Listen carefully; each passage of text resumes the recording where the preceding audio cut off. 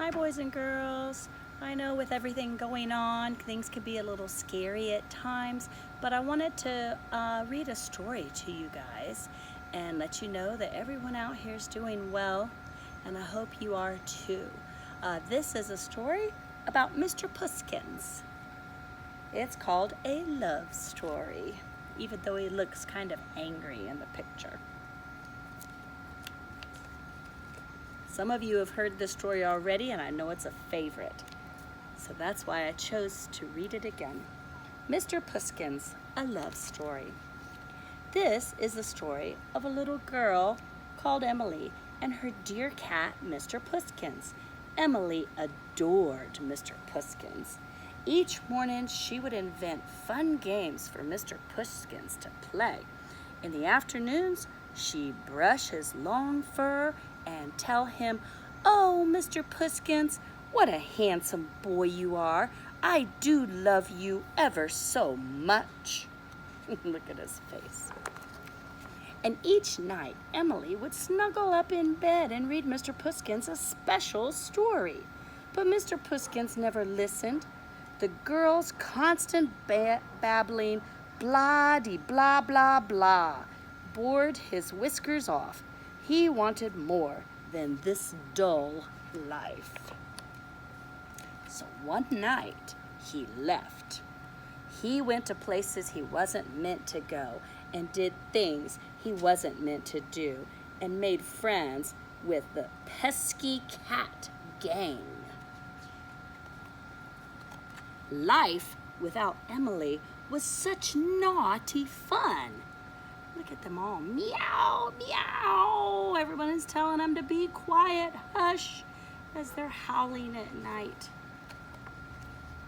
But time passed and things changed. The rain fell and an icy wind blew.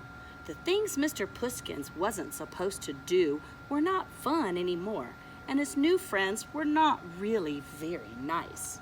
How lovely it would be to have someone brush his fur and tell him how much they loved him.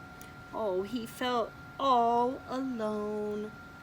And look in the windows, he sees other cats with their owners petting them and loving on them.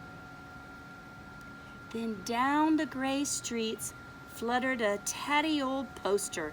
It was a picture of Mr. Pusskins. It said, "Lost Mr. Pusskins, phone 693-900. He stared at the photo. What a bad-tempered cat he looked. Emily had given him everything a cat could ever dream of, but he had never been nice to her.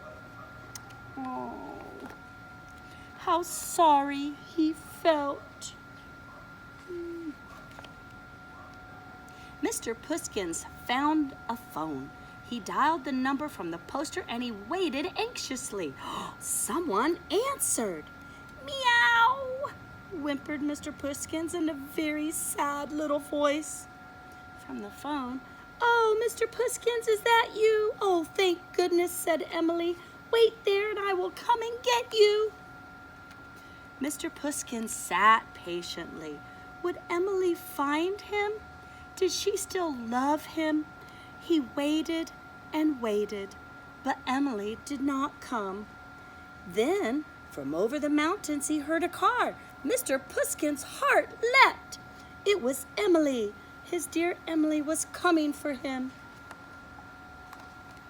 The car got nearer and nearer and nearer, and then, broom, sped straight past.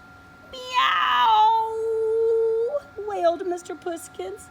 "Emily does not love me anymore." But then the car screeched to a halt and Emily jumped out. "Mr. Pusskins, my beautiful Mr. Pusskins," she cried. "I did not even recognize you." Emily scooped up her dear cat, and at last they were together again. This is the end of the story of a little girl called Emily and her dear cat, Mr. Pusskins. Mr. Pusskins adores Emily. Every evening he cuddles her and purrs gently while she reads to him. Now both Emily and Mr. Pusskins realize how lucky they are to have each other. The end. Aw. I hope you all enjoyed that book, and I will be coming to you soon again with another book. If you have any requests, you can always make them on this post. I appreciate it, and thank you for listening. Have a wonderful day, kids, and I hope you are doing well, and I will see you again later with another story. Bye!